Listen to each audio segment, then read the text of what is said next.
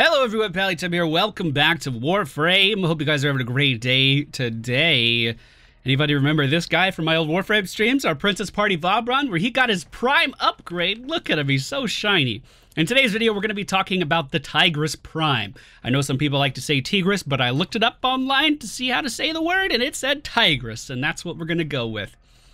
This is, I think, one of the best weapons in the game, if not the best weapon. And shotguns back when I used to play were completely inconsequential. You never thought about shotguns, no one used shotguns, but apparently sometime in the middle of me quitting and coming back, they got significant buffs, and now this thing is absolutely devastating.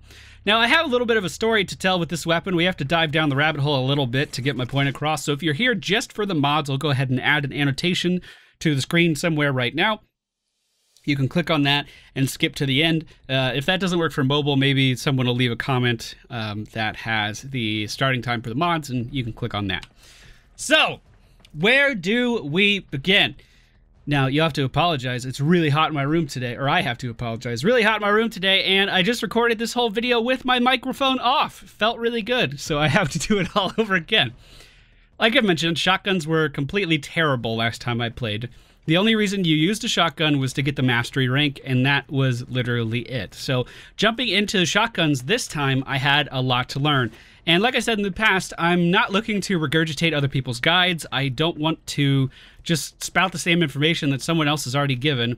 I'm diving in, I'm getting firsthand knowledge on these weapons by testing them. I am talking to other players about their thoughts and what they're doing with their weapons. And then, most importantly, scouring the wiki to try to learn as much as humanly possible. So keep in mind, if I am doing something wrong, just let me know. I actually learned a lot from the Ember video that I made. You guys had some really good suggestions, and I'm applying those changes to future builds that I will be showing on the channel. All right, so let's take a look at the weapon from a baseline here. We'll go ahead and look at just the base stats, and we can start to see why this gun is so impressive. So over here on the left, you can see that it has a pretty decent crit chance for a shotgun. I feel like that's decent anyway. It does only have 2 shells in a magazine or in the chamber, and basically how the firing of this weapon works is you hit left click, and as I hold it down, I can then release left click and it fires the other one, or you could simply click the button like every other gun and it will fire both at the same time, and then you have to reload.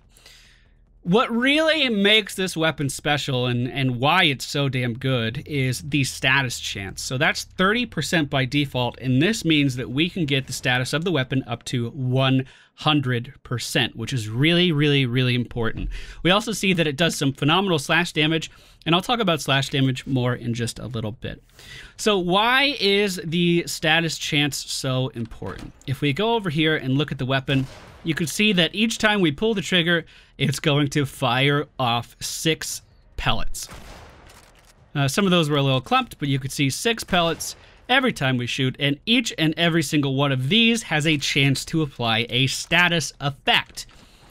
Now, how the status of the weapon is calculated is on a per pellet basis.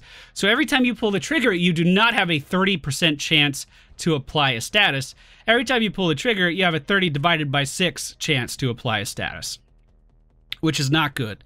And with multi-shot, we're going to be firing even more pellets out at the same time. So that takes it up from 6 to a whopping, can you guess? Without me doing it, can you guess?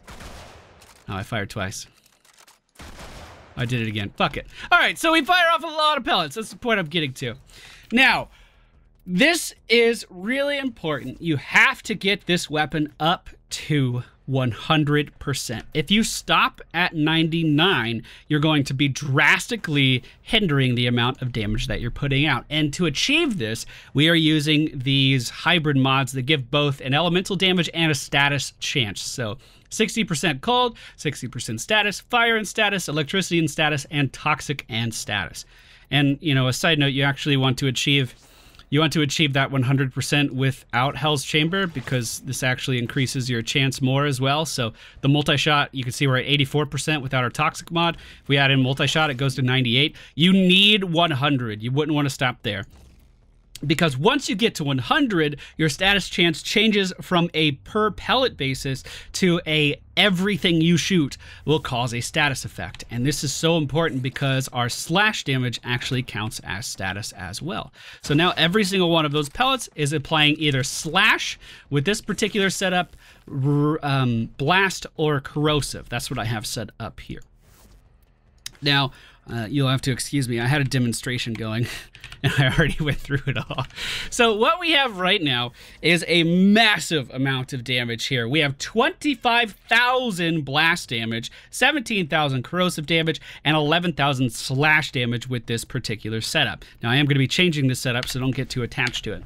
If we go ahead and spawn in one of the hardest enemies that I can, this is a level 115 corrupted heavy gunner. Now this used to be the backbone of how I played the game. I was in the void all of the time, and these guys were everywhere, and man, when they got high level, they were really hard to kill because of all that armor. So with this corrosive damage and the blast damage, what's going to happen is we're going to shred a little bit of that armor. The blast proc is going to knock this guy down, and then the slash damage will come in for damage over time, and you should be able to see that here. So you can see we have corrosive applied to the top of his HP bar. We have a little bit of puncture damage and slash damage as well. And you can see that blast, what that does is every single time I shoot him, we'll just knock him down a little bit. And because we're shooting so many pellets, you essentially are going to be applying a massive amount of status, either blast, corruption, or corrosive, or the slash procs. Blast slash corrosive. Did I say all that right? I think it did. So essentially, what you have here is something that can completely shred the armor of an enemy and deal a lot of damage in the process. I mean, that's pretty respectable, I think. But we can optimize this a little bit more, because when you think about it, the higher the damage is here, God, I always click on the wrong thing. The higher the damage is here on the weapon is the higher priority of that actually proccing. So you can see with Blaze attached, we actually have 25,000 blast damage, but we don't need that. We only need one application of blast for this to happen.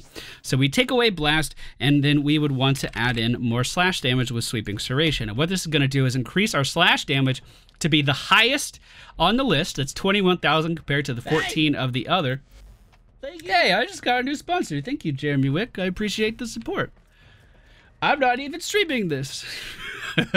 So essentially what we've done is effectively lowered our weapon damage overall, but because slash is so important to what makes the Tigris Prime, we've actually increased our damage because that slash damage is going to continue to proc through the armor of the enemy, and we can actually kill the guy in the same number of shots, even though our character sheet damage is lower. So I've mentioned before, like when I get an idea in my head, I really start to obsess over it, and it's hard for me to focus on other things if like something is, if I just have a thought that I haven't figured out, if I have a problem that I haven't sorted. And this weapon was a classic example of a problem I had. I was trying to figure this out. I couldn't quite get it. And then I realized one night that I started at 2 in the morning and I was up until 5 or something, just sitting in here testing out all of this stuff. So, like I said, back in my day, what I did in this game was spend a lot of time in the void. So I'm pretty much used to all of my weapons being set to corrosive. The blast damage is nice. Again, we are going to be knocking down those enemies nice and easy. And just to show that off, I mean, you don't even need to deal a lot of damage to knock these guys down. You could just kind of fire blindly at this guy. And, I mean, the blast should proc him. There we go. So, we knocked him down from way over here. You don't even have to do damage for that. Keep in mind, shotguns do have damage fall off. So, I mean, I thought this was going to be the way to go. I thought this was the build that I wanted to do. But then, I really started to think about what slash damage actually does. It skips over shields, it skips over armor, and hits the flat health of a character. So what happens if we switch over from corrosive and blast damage to radiation and viral? Well, essentially what you get, we could increase our damage here just a little bit. Essentially what you get is I wouldn't even say arguably, you get a better reaction. It's much more efficient. Now, unfortunately, it's a lot harder for me to show that because, again, the highest level enemy I can spawn here is level 115. So this is going to look pretty similar. What radiation does and why that's important is, I mean, look at that damage. That was 2 shots. Now, it will take another 2 shots to kill the guy, unfortunately. But what radiation does, it actually lowers their accuracy and can cause enemies to attack one another. So if you proc radiation on a couple enemies, they'll start to do like friendly fire. They'll stop shooting at you and start shooting at their own team. And if you can proc that on a heavy gunner, that's pretty impressive. But viral is the important part of this equation. What viral does is it lowers the effective health pool of the enemy by half. So watch what happens. That was a full chamber, 2 shots, and then a third will finish this guy off with just the bleed damage. Because Slash is proccing the damage over time that cuts straight into the HP of the enemy, by lowering his HP by 50%, essentially we make the weapon even more efficient at killing him. So that takes 3 shots in the best case scenario, whereas with the corrosive damage, it would have taken 4 in the best case scenario to take that guy down. So, effectively what you have here is a thing that I didn't think that was going to happen, because I was always taught if the guy has high armor, you take away the armor, you deal more damage, but by lowering his HP, we make the slash damage on this weapon even more efficient. And I think it's a little bit unique because of that. But taking it a step further, I was trying to use this setup in just a normal setting, and I realized that quite simply, it's more damage than you would ever need. We just killed a level 115 heavy gunner in 3 shots, which is amazing, by the way. Absolutely incredible as far as I'm concerned. So what you can actually do is make the gun function a little bit better, because what is the main drawback from the Tigris Prime? It's the 2 shots in the chamber, and then, of course, the fact that, I mean, you have to reload after every single one of those. So if you add in a Seeking Fury, you're going to get reload speed, which makes the gun more efficient to use, and you're going to get punch through. Which means that if you have a couple enemies lined up, I don't know what else to spawn in here.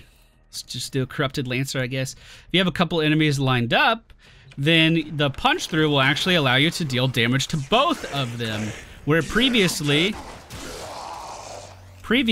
it would have stopped on that first target and nothing more would have happened. Also, notice that still just took 3 shots, even by lowering our damage. So essentially, I decided that I was so focused on just trying to get as much damage out per shot that I actually lowered the usability of the weapon. So I was basically too focused on trying to get too much damage, and it made the weapon much less efficient to use. So if there's ever a giant pack of enemies, like let's say, this is always my example. People are going to think I hate space dogs. Where are they? God, I really got to start scanning some more stuff. I didn't realize how much I was missing. So like 20 chargers or something. You ever find yourself fighting 20 chargers for whatever reason, then, you know, you're going to be able to really do a lot of damage to them. Especially if you're Vauban and you suck them all in. I mean, this is still one-shot kills on all these guys. At least I'm pretty sure it is. Yeah, that's a one-shot kill. So even by lowering our maximum damage to get this bit of punch through, it's still a more effective weapon as a result. So I know this was a little bit more of a deep dive, but this gun was a bit more complicated to understand than most other guns in the game, or at least I think so. For those of you that skipped ahead, welcome back to the video. You missed a lot. You missed some storytelling elements, let me tell you. So the weapon has 2 Forma in it right now. It comes with a V and a dash. We're taking the dash out and adding 2 V's to replace it. I've mentioned already, but just in case you skipped ahead, it is crucial that you get your status chance up to 100% to proc the slash and radiation and viral damage as much as possible.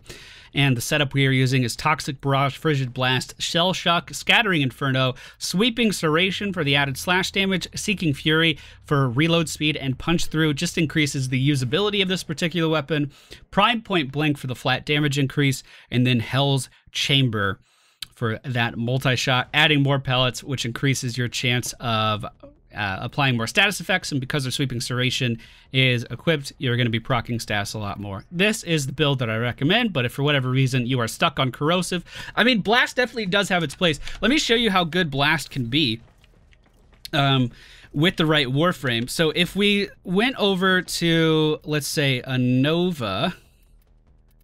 Oh, these aren't in, are these not in alpha? I'm so confused. Okay, if we went over to a Nova, and then let's say we did a slow Nova build, which I have right here, beautiful. And then we spawned in a bunch of enemies. The blast on this, like the crowd control you actually get with this weapon, is pretty fantastic. So even from like back here, I can just fire into this group, and any enemy that gets knocked down stays down for a really long time because of the debuff from slow Nova. I mean, if we aren't just flat out killing this stuff. Look how strong this gun is. I'm not kidding. It does some amazing damage. So that can come into play if you have a lot of crowd control. Blast, knocking people down, is definitely good. But if you wanted to stick with this elemental upgrade, or this elemental setup, it's the exact same mods, just in a different order. So Frigid Blast touching the Scattering Inferno for the blast, and then Shell Shock and Toxic Rage for the corrosive. And then again, Sweeping Strike, or Sweeping Serration, you would want to add in that Seeking Fury again for the punch through. Your gun does so much damage, it's going to be overkill most of the time, and you want those pellets hitting as many enemies as possible to apply that knockdown. Really important. And then Prime Point Blank and Hell's Chamber. So I know this was a bit longer of a video today. Also, I do see some potential, before I forget, to maybe Forma this a couple more times, maybe once, and going for, how do I say this? So Nova has her 2 ability here, right? Where you shoot at the gun, you shoot your gun at the orb, and then eventually that orb impacts something. So, and then it would explode and deal damage to everything around it. I'm thinking this might be a good way of pumping damage into it, because there's a mod for shotguns. What's it called? Yeah, the ammo stock. I haven't fully leveled it up yet, but you can see it increases the magazine size. So you can have a weapon that has 2 shots, but all of a sudden we have 3 in it before we have to reload. So I was thinking maybe just a flat damage build to prime that thing, but that's a bit more specialized. Anyway, that's it for me today, guys. Sorry this was so rambly. Hope you enjoyed today's video. I know the actual description was pretty short, but it was quite a journey to figure out this weapon and to understand how status is applied on shotguns. It was way more complicated than I thought it was going to be.